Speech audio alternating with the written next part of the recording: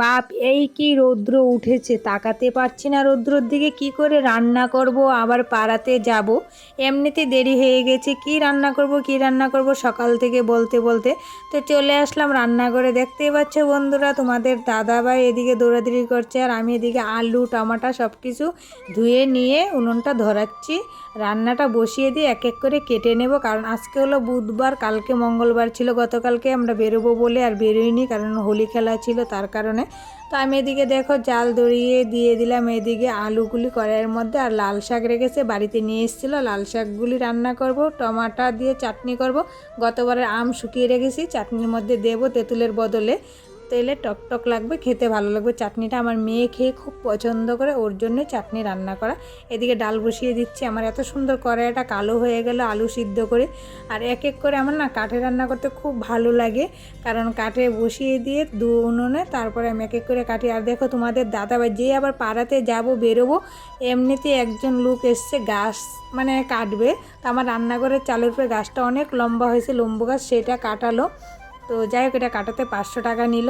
দেখো প্রচুর উঁচু। আর এখানে দেখো আমাকে সবাই বলছে বেরিয়ে যাও বেরিয়ে যাও, কিন্তু আমি বেরোনি রান্না করতে।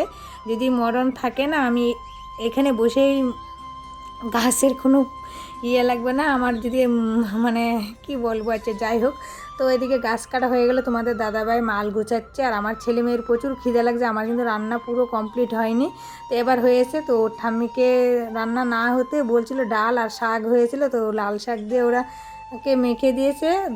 মানে বেশি তো খেলাম, 2-1 গাল ভাত খা।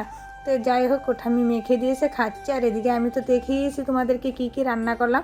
আমার আর ভালো লাগছে না, এবার অনেক বাসন কাসন ধুয়ে এসে মাকে বলছি তুমি ভাত দাও, আমরা খেতে বসি। তো মা আমাদের সবাইকে ভাত দিচ্ছে, তুমি মাও একসাথে আমাদের সাথে দিয়ে খেয়ে নেবে।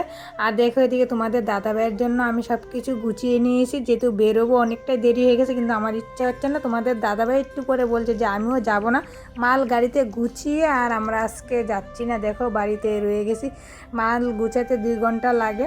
তো যাই হোক, একটা না একটা তো কাজ হবে। তোমাদের দাদাভাই বলছে তাহলে আজকে বাড়িতে যেহেতু আছি পাকাগুলি পরিষ্কার করে নিই।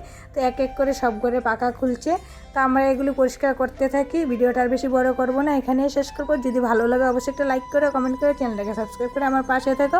দেখা হবে পরের ভিডিওতে। তোমরা ভালো থেকো, সুস্থ থেকো, তোমাদের দাদাভাই পাকা পরিষ্কার করতে থাকো, তাড়াতাড়ি চ্যানেলটাকে সাবস্ক্রাইব করতে থাকো।